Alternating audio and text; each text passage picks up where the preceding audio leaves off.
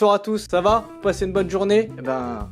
c'est bien. Nouvelle vidéo pour répondre à la question épineuse. Faut-il faire des scènes ouvertes avant de faire son spectacle? Pour vous dire mon histoire personnelle. Moi j'ai écrit mon premier spectacle. Je faisais jamais de scène ouverte. J'avais déjà joué peut-être une trentaine, une cinquantaine de fois mon spectacle d'une heure sans jamais avoir fait une seule scène ouverte à proprement dite. J'avais fait des plateaux avec les mêmes comédiens, mais c'était pas des scènes ouvertes comme on peut l'entendre. C'est pas obligé de faire des scènes ouvertes. Alors vous allez me dire, maintenant tu fais beaucoup de scènes ouvertes. Alors clairement, je fais pas beaucoup de scènes ouvertes, mais néanmoins je peux entendre que vous ayez l'impression que je fais beaucoup de scènes ouvertes, mais c'est pas exactement la vérité. Mais bon, je laisse dans le flou, c'est pas grave. Juste pour vous dire pourquoi je fais je gère beaucoup de scènes ouvertes. Je pouvais plus jouer tel ou tel jour de la semaine pour des raisons strictement personnel, je devais jouer juste certains jours. Donc j'ai trouvé ça plus commode d'avoir mes propres scènes ouvertes pour jouer ces jours et pouvoir travailler mon spectacle. Avant de gérer des scènes ouvertes, j'avais déjà mon spectacle et je vous le dis très sincèrement, je n'avais pas de problème de trouver de scènes ouvertes. Je n'ai pas fait des scènes ouvertes parce que j'étais refusé des autres scènes ouvertes et je n'éprouvais pas le besoin si fort de faire autant de scènes ouvertes avant de moi-même faire mes scènes ouvertes. J'ai fait mes propres scènes ouvertes pour des raisons strictement personnelles pour pouvoir continuer le stand-up et en jouant à des jours fixes. Voilà, maintenant vous savez tout.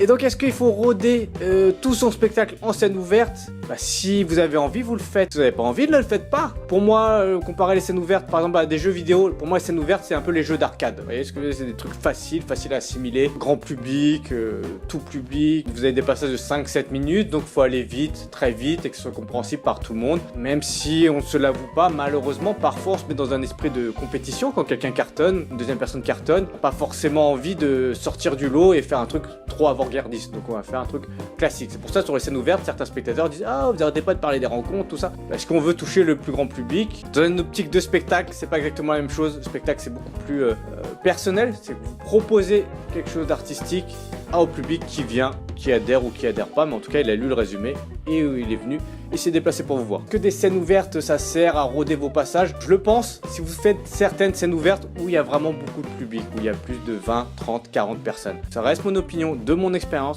je n'ai pas de preuves scientifiques de cela. C'est que sur la plupart des scènes ouvertes, c'est très rare qu'une scène ouverte, la plupart de toutes les scènes ouvertes, il y a rarement beaucoup plus de 15 personnes, de 15 spectateurs. Sauf à certains endroits.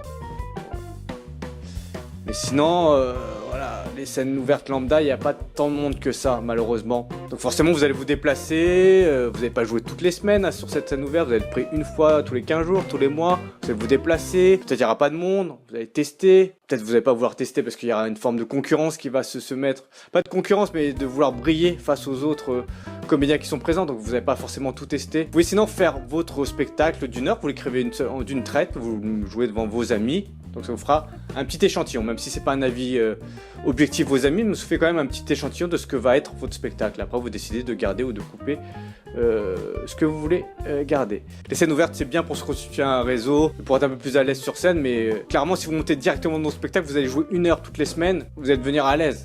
Les plateaux d'humour c'est 5-7 minutes plusieurs fois. Vous jouez une heure d'une traite et tout aussi à l'aise que si vous jouez que 5 minutes de temps en temps. C'est mon avis. Hein. Mathématiquement, vous voyez ce qui est le plus intéressant pour vous. Vous déplacez plusieurs fois dans la semaine pour jouer peut-être 5 minutes devant très peu de personnes ou une fois une heure devant vos propres spectateurs. C'est vraiment un choix personnel.